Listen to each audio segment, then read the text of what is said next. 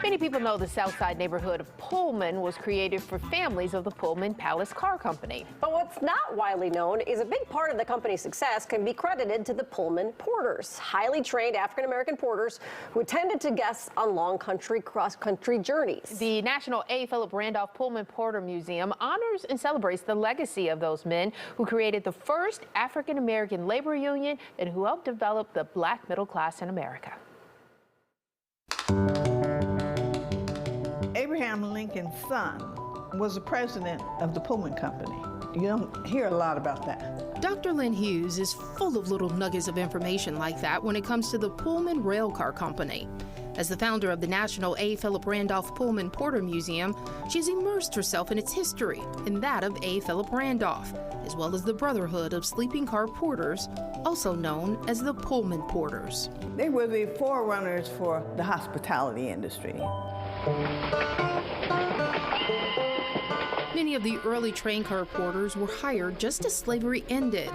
Even though the job was portrayed as glamorous by the Pullman Company, it was anything but. They went through all manner of racism, mean treatment, disrespect. Despite wearing name tags, they were often called George, the first name of the Pullman Company's founder. They weren't paid well, despite traveling 11,000 miles a month and working nearly 400 hours. They also had to pay for their own food, lodging, and uniforms, which was about half their wages. They were charged whenever passengers stole a towel or water pitcher, and they weren't eligible for promotion to conductor, even though they performed many of the duties. That job was reserved for whites.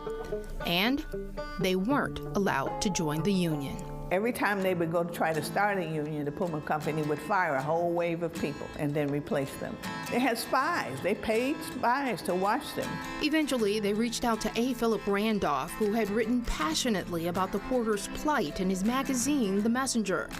Randolph, who had helped to organize a union of elevator operators in New York City in 1917, was elected president of the newly formed Brotherhood of Sleeping Car Porters in 1925. Despite never having worked as a porter.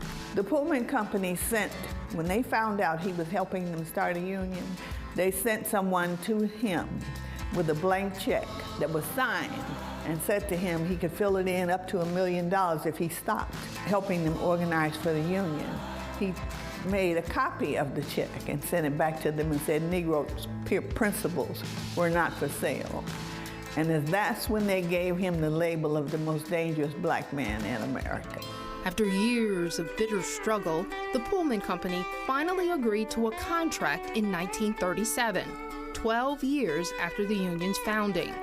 The porters got pay raises, a shorter work week, and overtime pay. They were the first to win a collective bargaining agreement with a major U.S. corporation, which happened to be the Pullman Company. They made history. That has never happened before or since. Revisionist historians have kind of isolated his story. David A. Peterson is the president and executive director of the Pullman Porter Museum.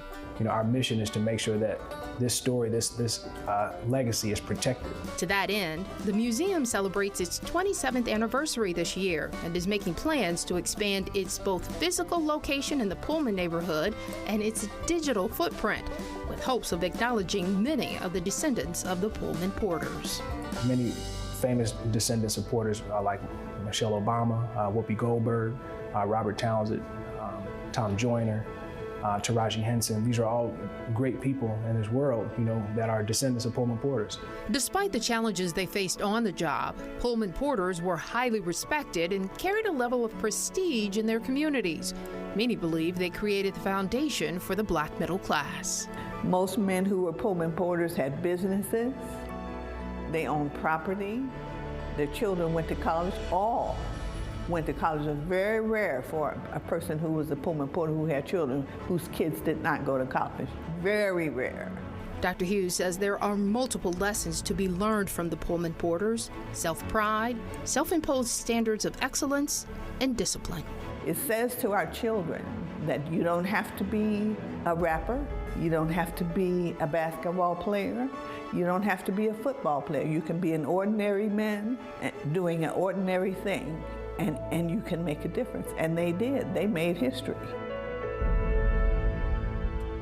Well, the expansion they talked about is underway right now, so the museum is closed, but they are planning to offer 3D virtual tours soon. So cool. Yes, There's very so much cool. more to show. Yes.